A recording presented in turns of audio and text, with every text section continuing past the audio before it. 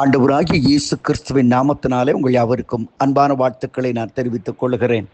மற்றொரு இனிய காலை பொழுதில் உங்களை சந்திப்பதில் மிகுந்த மகிழ்ச்சி. இந்த நாள் உங்கள் ஒவ்வொருவருக்கும் ஆசீர்வாதமாய் அமைவதாக. இந்த நாளில் உங்களோடு நான் பகிர்ந்து கொள்ள விரும்புகிற ஆண்டுடைய வார்த்தை ஏசாயா 45:4. ஏசாயா 45:4 வசனத்தை முன்பாக வைக்கிறேன்.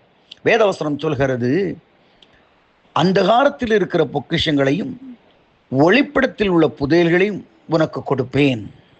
எத்தனை அற்புதமான வார்த்தை பாருங்க. நீ ஆசீர்வாதத்தை தேடுறோம், அது எப்படி இருக்கு? அந்தகாரம் மாதிரி இருக்குதான், இருள் மாதிரி இருக்குதான். அப்படி ஒன்னே தெரியலங்க.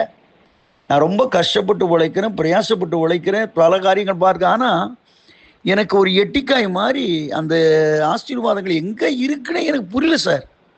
என் கண்ணுக்கு பார்க்க முடியலையே, என் கண்களை பார்க்க முடியல. ஏன் கர்த்தர் உனக்காக ஆயத்தம் பண்ணல? ஏன் பார்க்க முடியல?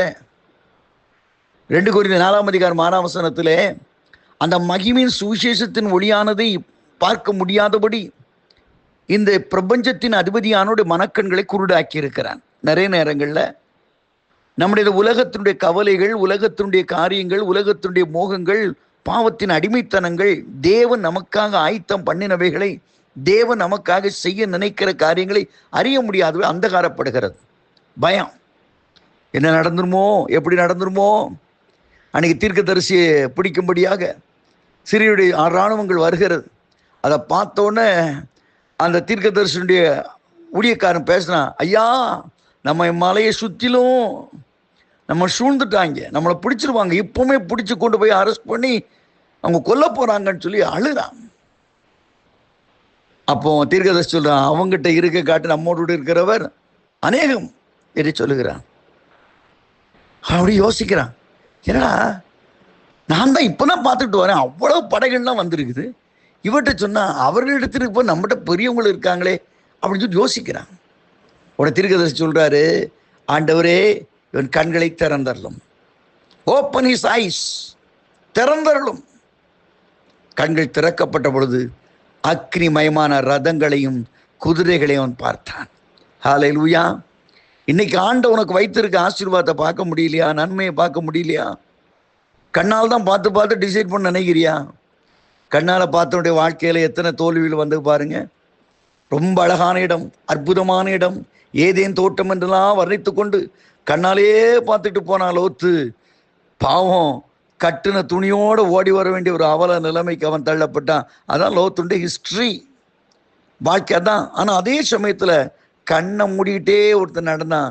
ஆண்டவர் மாத்திரம் பார்த்துக்கிட்டு, அது ஆபிரகாம் காணாத தேசத்தை நோக்கி அவன் பயணமாய் சென்ற பொழுது ஆண்டவர் சொன்னார், நீ காலடி வைக்கிற எல்லா இடத்தையும் உனக்கும் உன் சந்ததிக்கும் சுதந்திரமாய் கொடுத்தேன் என்று சொன்னார். ஹல்லேலூயா. விசுவாச கண்களினால் பாருங்கள். பைபிள் சொல்கிறான், தரிசித்து நடவாமல் விசுவாசித்து நடக்கிறோம். இன்றைக்கு ஆண்டுடைய ஆசீர்வாதத்தை பெறணும்னா முதல்ல அந்த கண்கள் வரணும், விசுவாச கண்கள், இல்லையா? தாவீது அழகா சொல்ல, நெருக்கத்தின் மத்தியிலே உபத்திரத்தின் மத்தியிலே அவன் பாடுகிற பாடலை பாருங்க. எல்லாரும் துரத்திட்டு வர்றாங்க. கர்த்தர் ரட்சிப்பும் என் ஜீவன் பலனுமானவர், யாருக்கு அஞ்சுவேன், யாருக்கு பயப்படும் சொல்லிக்கிட்டு 13ஆம் வசனத்துல 27:13 சொல்றான், ஜீவனுள்ளோ தேசத்திலே கர்த்தருடைய நன்மையை நான் காண்பேன். அணித்தரமா சொல்றான் பாருங்க. இருக்க சூழ்நிலை நான் பார்க்க மாட்டேன், இருக்க காரியங்களை நான் பார்க்க மாட்டேன், போராட்டத்தை பார்க்க மாட்டேன், நன்மையை தான் நான் பார்ப்பேன்னு சொல்றான். நன்மை அடைந்தான். இன்றைக்கு உன் வாழ்க்கை அந்தகாரமாக இருக்கிறதா? கர்த்தர் சொல்லுகிறார், உன் கண்களை நான் திறக்க விரும்புகிறேன். கர்த்தரிடத்துல வா. கர்த்தர், God want to open your eyes. உன் கண்களை கர்த்தர் திறக்க விரும்புகிறாரு.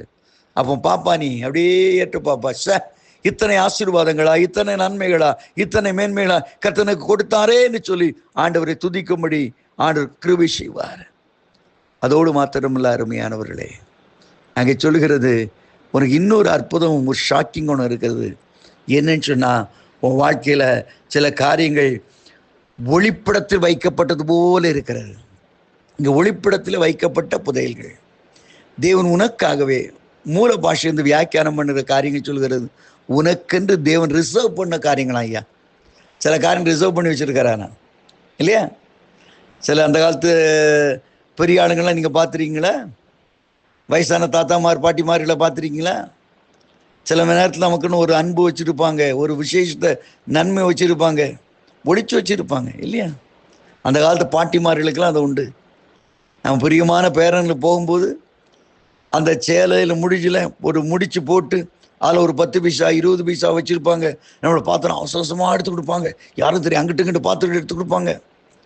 இல்லைன்னா தங்களுக்கு கொடுத்து யாராவது கொடுத்து நல்ல ஸ்வீட்டு ஏதாவது நல்ல பொருளை ஒழிச்சு வச்சுருந்தா பார்த்தோன்னா வா வா வா சீக்கிரம் வா எடு ஏதோ ஒரு பொக்கிஷத்தை கொடுத்து போவோம். இதே போல் ஆண்டவர் சொல்கிறாரு, உனக்குன்னு ஏற்கனவே நான் எல்லாத்தையும் ரிசர்வ் பண்ணி வச்சிட்டேன்ப்பா. அவை தான் தீர்க்கதரிசி சொல்கிறான், தேவனுடைய பிள்ளைகளுக்கு கர்த்தர் ஆயத்தம் பண்ணினவைகளை கண்கள் காணவும் இல்லை, செவிகள் கேட்கவும் இல்லை. அப்படிப்பட்ட ஒரு காரியத்தை ஆண்டவர் செய்கிறார். நீ ஆசீர்வாதத்திற்கு என்று அழைக்கப்பட்டவன். நீ வேதனைக்கு அல்ல, துன்பத்திற்கு அல்ல, கர்த்தருடைய ஆசீர்வாதத்துக்கு என்று அழைத்திருக்கிறார். அது ஒளிப்படத்தில் இருப்பது போல உனக்காக ரிசர்வ் பண்ணி வச்சிருக்கிற. எப்போ கொடுக்கணும், எந்த வேளை கொடுக்கணும் கர்த்தருக்கு தெரியும். இதான் அந்த வார்த்தையுடைய பொருள். அருமையானவில்லை, ஒன்று ஆசீர்வாதத்தை பார்க்க முடியாதபடி அந்தகாரப்படுகிற அந்த ஆசீர்வாதத்தை கர்த்தர் தர விரும்புகிறார். இன்னொன்று உனக்கென்று ஆயத்தம் பண்ணின, உனக்கென்று மேன்மைப்படுத்தின காரியங்களை கர்த்தர் கொடுத்து உன்னை ஆசீர்வதித்து நடத்த விரும்புகிறார். இந்த நாளிலே அந்த எதிர்பார்ப்போடு இந்த நாளுக்குள்ளே பிரவேசிப்போமா? எனக்கென்று கர்த்தர் ஆயத்தங்களை பெற்றுக்கொள்ள போகிறேன், ஆயத்தம் பண்ணினவர்களை நான் அனுபவிக்க போகிறேன் என்று கர்த்தருக்குள்ளே செல்வோம். இந்த நாள் ஒரு இனிய நாளாய் மாறட்டும். ஆமேன், ஆமேன்.